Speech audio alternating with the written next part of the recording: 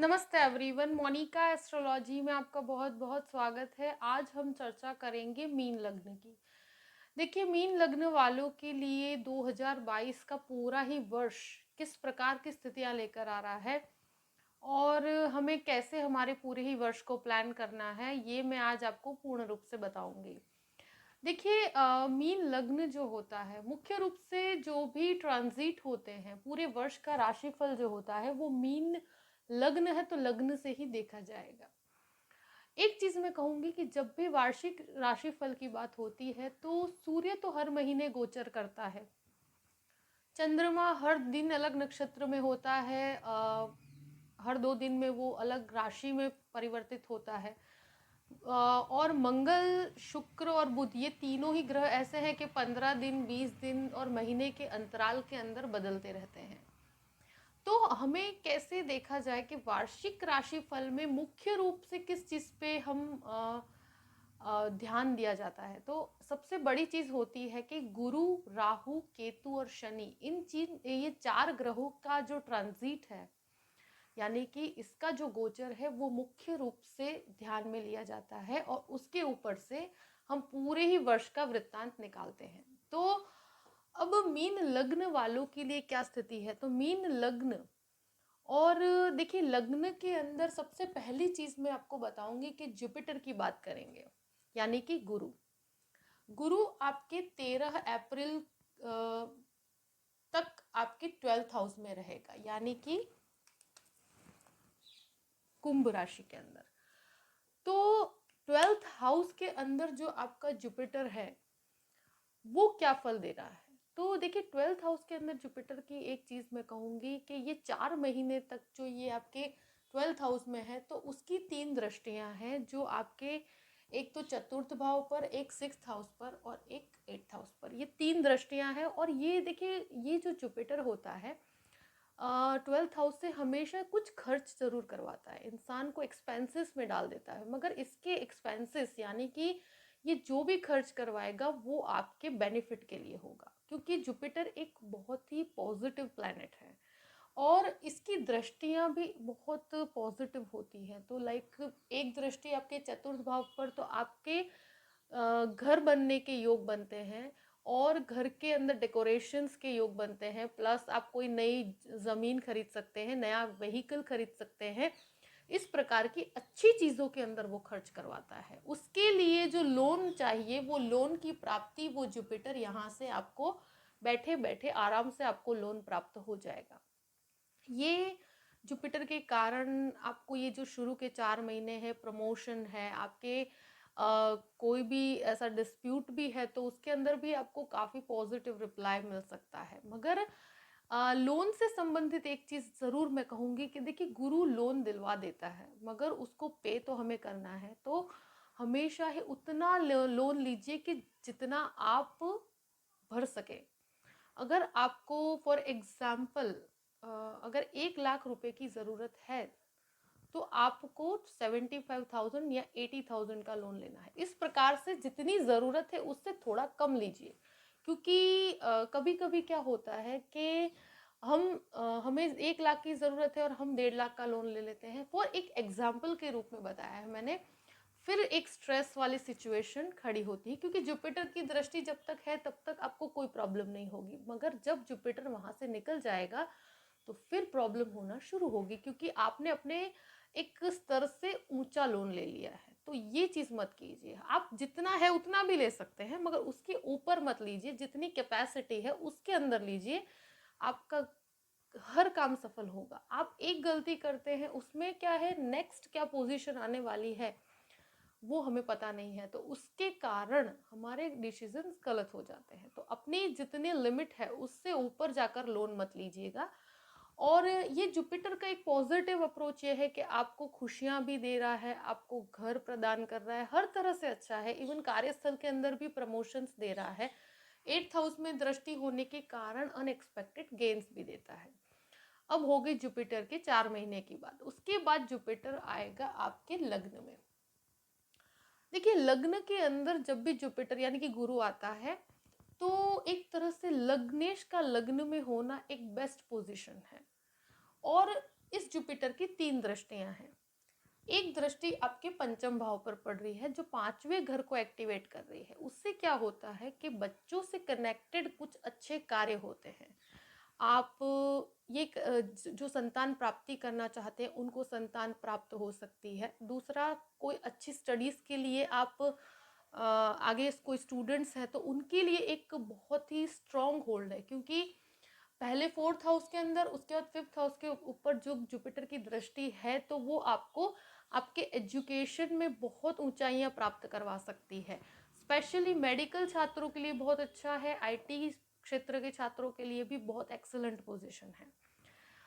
देखिए, अगर कोई लव मैटर है तो उसके अंदर भी ये जुपिटर आपके 5th हाउस को भी देख रहा है, 7th को भी देख रहा है, तो प्रेम को मैरिज में कन्वर्ट करने में ये जुपिटर सक्षम है। तो मैं यही कहूँगी कि मीन लग्न वालों के लिए मैरिज के हिसाब से बहुत एक्सलेंट पोजीशन है। अगर आप इस प्रकार का कोई भी पोजीशन है तो अप्रैल के बाद मैरिज के योग बहुत ही स्ट्रॉन्ग हैं, और अगर कोई लव मैटर है उसको आगे बढ़ाया जा सकता है और उसमें आपको सफलता ज़रूर प्राप्त होगी। देखिए, ये जुपिटर जो है उसकी एक दृष्टि आपके 7th हाउस पर है, तो ये बिजनेस के अंदर बढ़ोतरी करता है, मैरिज लाइफ को अच्छा बनाता है। इसके अंदर एक बहुत अच्छी चीज़ है कि जुपिटर की दृष्टि के कारण आपके गृहस्थ जीवन में भी एक मधुरता आएगी, और बिजनेस के अंदर भी बहुत अच्छी अच्छी अपॉर्चुनिटीज़ आएगी। इसका आपको लाभ ज़रूर लेना चाहिए। एक जुपिटर की जो एक दृष्टि आपके नवम भाव पर है, तो नवम भाव जो होता है तो आध्यात्मिकता को बढ़ाता है। आप पोस्ट ग्रेजुएशन करना चाहते हैं तो उसके लिए भी ये जुपिटर काफ़ी सपोर्ट कर रहा है। उसके लिए अगर फॉरेन जाना चाहते हैं तो ये स्थितियां आपके लिए बहुत अच्छी हैं। एक चीज़ कहूँगी कि ये जुपिटर की दृष्टि के कारण आपके अंदर आध्यात्मिकता और एक कह सकते हैं कि स्पिरिचुअलिटी की तरफ आपका आकर्षण और भी बढ़ेगा। कुछ सत्कर्म के साथ आप जुड़ पाएंगे। ये एक बहुत ही अच्छी चीज़ है, भाग्य का भरपूर सपोर्ट मिलेगा। मैं एक चीज़ ज़रूर कहूँगी जो आपको आगे मैं पॉइंट बताने वाली हूँ, जो हाँ आपको बहुत ध्यान रखने की ज़रूरत है। पहले हम देख लेते हैं कि शनि क्या ट्रांजिट कर रहा है। देखो, शनि का ट्रांजिट आपके 11वें भाव में चल रहा है, मगर वो शनि अब 29 अप्रैल को कुंभ राशि यानी कि 12th हाउस में चला जाएगा, और जुलाई 12 तक वो वहां पर रहेगा। ये 3 महीने का जो समय है जहां पर सैटर्न यानी कि शनि आपके 12वें घर में जा रहा है, ये थोड़ा सा ध्यान रखने का समय है। देखिए, मैं डरने वाली कोई बात नहीं है, मगर मैं कहाँ पर आपको ध्यान रखना है उसकी बात कर। देखिए, 11वें भाव में शनि एक तरह से बहुत अच्छा कार्य कर रहा है आपको, और ये शनि भी स्वगृही है, वैसे कोई नुकसान वाला कार्य नहीं है। मगर एक चीज़ मैंने देखी है कि ये शनि की जो दृष्टि है वो 2nd हाउस पर पड़ेगी, उसके बाद एक दृष्टि 6th हाउस पर पड़ेगी, और उसके बाद एक दृष्टि उसकी आपके नवम भाव पर पड़ेगी। तो ऐसी सिचुएशन में क्या होता है कि जब 11th हाउस के अंदर ये बहुत ही पॉजिटिवली कार्य कर रहा था, 12th हाउस में थोड़ा सा स्ट्रेस बढ़ा देता है। और स्पेशली प्रॉब्लम क्या है कि राहु का ट्रांजिट भी देख लेते हैं। राहु आपका शुरुआत में आपके 12 अप्रैल तक वो आपके 3rd हाउस में रहेगा। 3rd हाउस में राहु बहुत अच्छा माना गया है, और वो आपको पराक्रमी बनाता है। आपके अंदर एक एंथुजियाज्म रहता है, किसी भी चीज़ के अंदर आप लड़ने की वृत्ति आपके अंदर, एक कहते हैं ना कि एक जुस्सा होता है इंसान में, कि कोई भी कार्य करने की एक क्षमता होती है।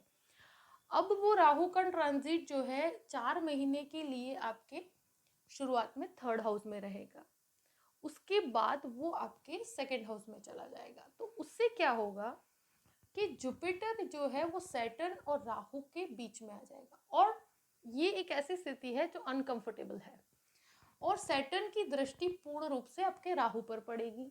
तो घर परिवार के अंदर काफ़ी संभलने की स्थिति है। कैसे? तो देखिए, राहु 2nd हाउस के अंदर जब जब आता है तो आपकी जो स्पीच है उसको बिगाड़ देता है। अब कैसे बिगाड़ेगा? जैसे आप जितने आप सौम्य हैं, जितने आप शांत हैं, और कितना बहुत ही वेल मैनर्ड आप बात करते हैं, मगर उस समय पे आपकी वाणी के अंदर बहुत ज़्यादा अग्रेशन भी होगा, प्लस पिच इश्यूज आपको रहेंगे 18 महीने तक। तो ये चीज़ को आपको संभालना बहुत ज़रूरी है, क्योंकि फिर उसमें ट्रांजिट के ग्रह भी आपके राहु के साथ आते जाएंगे, तो उससे आपका अग्रेशन बढ़ेगा। तो ये चीज़ आपको पूरे ही साल ध्यान में रखनी है कि अप्रैल के बाद आपको आपकी स्पीच को हमेशा मधुर रखना है, कि स्पीच के घर में जब जब राहु आता है तो एक तरह का वाणी दोष क्रिएट करता है, तो इंसान की वाणी में मधुरता नहीं रहती, घर वालों के साथ उसके संबंध खराब होते हैं। और ये राहु जो है एक तरह से, मैंने कहा ना कि अपने कंट्रोल में रहकर लोन लेने के लिए इसलिए कहा है मैंने कि आप कंट्रोल के बाहर लोन ले लेंगे, मगर फिर ये राहु आपका जब यहाँ आएगा तो सेकंड हाउस आपकी सेविंग्स है, तो वो सेविंग्स खत्म करना शुरू करेगा। तो इसलिए कह रही हूँ कि जितना आपके कंट्रोल में रहकर कार्य करेंगे तो बहुत अच्छा है। प्लान करके चलिए तो कुछ प्रॉब्लम नहीं है, मगर अनप्लान्ड लाइफ अगर जिएंगे और आपकी कैपेसिटी से बहुत ज़्यादा ऊंची छलांग लगाएंगे, तो उसमें क्या है, ऐसे समय पे गलती हो सकती है। और ये राहु की एक दृष्टि 6th हाउस पर है, 8th हाउस पर भी है और 10th हाउस पर भी है। तो ऐसी सिचुएशन में क्या होता है कि एक तो आपकी फैमिली के अंदर डिस्प्यूट्स हो सकते हैं, स्पीच खराब हो सकती है, आपके घर वालों के साथ काफ़ी झगड़े हो सकते हैं, वो भी आपकी वाणी के कारण। और फाइनेंसिस के अंदर के आपकी सेविंग्स को ये ख़त्म करता है, तो ये चीज़ का आपको ध्यान रखना है। मगर जुपिटर का सपोर्ट पूर्ण रूप से है तो एक चिंता वाली बात नहीं, मगर ये राहु का ट्रांजिट आपको डेफिनेटली थोड़ा सा मानसिक परेशानी दे सकता है, और वो फैमिली वालों की वजह से। और ये राहु 6th हाउस को भी देख रहा है, तो इससे क्या होता है कि जो लोन्स हम लेते हैं उसको पे ऑफ करने में बहुत प्रॉब्लम्स होती है। तो इसीलिए कह रही हूँ कि बहुत सोच समझ के कार्य कीजिएगा, क्योंकि पैसों की शॉर्टेज कभी कभी महसूस होना शुरू हो जाती है, तो ऐसी सिचुएशन क्रिएट ना हो, क्योंकि हमें जुपिटर का लाभ पूर्ण लेना है। तो इस वजह से हमसे ये गलती नहीं होनी चाहिए कि हम हमारे इन्वेस्टमेंट्स गलत कर दें। राहु गलत इन्वेस्टमेंट्स करवाता है, पैसों को गलत दिशा में डलवाता है। तो आपको सबसे पहले आपको किसी आपके फ्रेंड या जो आपके गाइडेंस में कोई व्यक्ति हो, उससे आपको एडवाइस लेकर अपने पैसों को लगाना है, तो फिर चिंता वाली बात नहीं है। मगर किसी सेकंड रिव्यू को लेने के बाद ही पैसों का इन्वेस्टमेंट कीजिएगा, तो फिर कोई चिंता की बात नहीं है। राहु अनएक्सपेक्टेड गेन्स भी दिलवाता है, अनएक्सपेक्टेड प्रॉपर्टी का आपको फायदा भी होता है। कभी कभी कुछ कहते हैं ना कि हेरिडिटी में कुछ हमें मिल जाता है, कभी अनएक्सपेक्टेडली बहुत अच्छा गेन हो जाता है, तो ये सब स्थिति राहु क्रिएट करता है। तो ये यहाँ पर दृष्टि कर रहा है। प्लस केतु अष्टम में होने के कारण क्या होगा कि आपको मंत्रों में, ईश्वर के अंदर जो मंत्र साधना है, इस प्रकार की स्थितियों में आपका इंटरेस्ट बढ़ेगा। टैरो कार्ड की रीडिंग कह सकते हैं, एस्ट्रोलॉजी में इंटरेस्ट पड़ेगा, आपको इस प्रकार की गुड़ विद्याओं में इंटरेस्ट पड़ेगा। ये बनी हुई बात है। जुपिटर के कारण आपके अंदर सात्विकता का निर्माण भी होगा। देखिए, डिसीजन मेकिंग गलत नहीं होगी, मगर क्या कहाँ पर ध्यान रखना है। तो ये जो अप्रैल में हम सैटर्न की, शनि की बात कर रहे थे, जो 12th हाउस में शनि आएगा, तो 29 अप्रैल से 12 जुलाई तक का जो समय है, ये 3 महीने के अंदर कोई भी बड़ा डिसीजन मत लीजिए, मैं आपसे रिक्वेस्ट करती हूँ, क्योंकि बहुत स्ट्रेसफुल टाइम है। ये टाइम के अंदर क्या है, कुछ लोग कहते हैं कि इसमें देखिए, ये आपकी दशाएं, अंतरदशाएं, सब कुछ बराबर है, मगर ये सिचुएशन मैंने देखी है कि कितनी ही अच्छी दशा हो, कितनी ही अच्छी अंतरदशा हो, मगर ये 3 महीने स्ट्रेस देकर जाएगा। स्ट्रेस कैसा होगा कि आपको मानसिक तनाव, क्योंकि जुपिटर तो बहुत उच्च है, वो प्रॉब्लम नहीं है, मगर उसके आगे राहु है, पीछे शनि है। वो शनि 3 महीने के लिए है, मगर फिर भी है। तो उसके कारण दो ग्रह ऐसे हैं जो काफी स्ट्रॉन्ग है, उनके बीच में ये एक सात्विक प्लेनेट फंसा हुआ है। तो ऐसी सिचुएशन में एक अनकंफर्टेबल पोजीशन आकर खड़ी होती है। इन 3 महीनों के अंदर कोई भी बड़ा बदलाव मत कीजिए, कोई बड़े डिसीजंस मत लीजिए, और बिल्कुल सौम्यता से और शांति से कार्य कीजिए। बिल्कुल भी आपको, कहते हैं ना, किसी को कोई रिएक्टिव लैंग्वेज से बात नहीं करना, हमें हमारी तरफ से कोई ऐसा डिस्प्यूट नहीं करना, और कोई बड़ा इन्वेस्टमेंट अगर न किया जाए तो अच्छा है। प्लान कर सकते हैं आप आपके अनुभव के बेस पर, मगर उसको लेकर आगे बहुत रिएक्ट करना अच्छा नहीं है आपके लिए। आप 12 जुलाई के बाद कुछ भी आप करेंगे क्योंकि सैटर्न यहाँ पर वापस आ जाएगा, फिर कोई चिंता वाली बात नहीं है। और इस शनि की दृष्टि आपके लग्न पर भी है, आपके 7वें घर पर भी है और आपके अष्टम भाव पर भी है। तीनों ही दृष्टियां बहुत अच्छी है, तो चिंता की बात नहीं। मगर ये 3 महीने के अंदर कोई गलत निर्णय और बहुत बड़ा गलत लोन अगर आप ले लेंगे तो प्रॉब्लम में आ जाएंगे। कोई डिस्प्यूट होगा तो उसमें भी ज़्यादा रिएक्टिव लैंग्वेज का यूज मत कीजिएगा। हो सके तो शांति बनाए रखिए। जुपिटर सपोर्ट कर रहा है, आपको लाभ दे रहा है, मगर जुलाई के बाद वो लाभ आपको और भी ज़्यादा मिलेंगे। मगर थोड़ा सा समय स्ट्रेसफुल ज़रूर रहेगा, तो शांति से आप कार्य करेंगे तो कोई प्रॉब्लम नहीं है। देखिए ओवरऑल मैंने आपको पूर्ण रूप से बता दिया है कि किस प्रकार से राहु केतु और गुरु और शनि इस प्रकार से भ्रमण करेंगे। उसके साथ साथ हमारे जो दूसरे ग्रह हैं उनका भी इम्पैक्ट होता है, मगर ये पूरे ही वर्ष में जो मोटे रूप से मैंने बता दिया कि किस प्रकार की स्थितियां हैं। जुलाई के बाद परिस्थितियां बहुत अच्छी हैं, तो उसमें कोई चिंता वाली बात नहीं है। मैंने सिर्फ कहाँ ध्यान रखना है वो पॉइंट आपको बता दिया है। और मैं आपको यही कहूँगी कि पॉइंट्स को ध्यान में रखते हुए आप जितना इस गुरु का लाभ ले सके लीजिए। आपको फाइनेंशियली बहुत अच्छा फायदा हो सकता है और पूरा ही वर्ष आपके लिए बहुत अच्छा है, और उस तरह से अपने पूरे ही वर्ष को प्लान कीजिएगा। देखिए अगर आपको ये वीडियो पसंद आता है तो लाइक भी कीजिएगा और सब्सक्राइब भी कीजिएगा। अगर आप मुझसे कंसल्टेशन लेना चाहते हैं तो डिस्क्रिप्शन बॉक्स में मैंने अपना ईमेल आईडी दिया हुआ है astrologymonica@gmail.com। आप उस पर मेल कर सकते हैं, मैं आपको पूर्ण जानकारी प्रदान करूंगी। देखिए जीवन में उतार चढ़ाव बने रहते हैं, सबसे इम्पोर्टेंट चीज़ है कि खुश रहिए और किसी सत्कर्म से जुड़े रहिए, क्योंकि मीन लग्न वाले बहुत आध्यात्मिक भी होते हैं, तो उनको आध्यात्मिक शरण में रहना आपके लिए एक बहुत अच्छा है। तो जिस भी ईश्वर की उपासना करते हैं उसको पकड़ के रखिए, तो फिर कोई चिंता वाली बात नहीं है। और पूरे ही वर्ष हमेशा खुश रहिए। Thank you so much. जय श्री कृष्ण।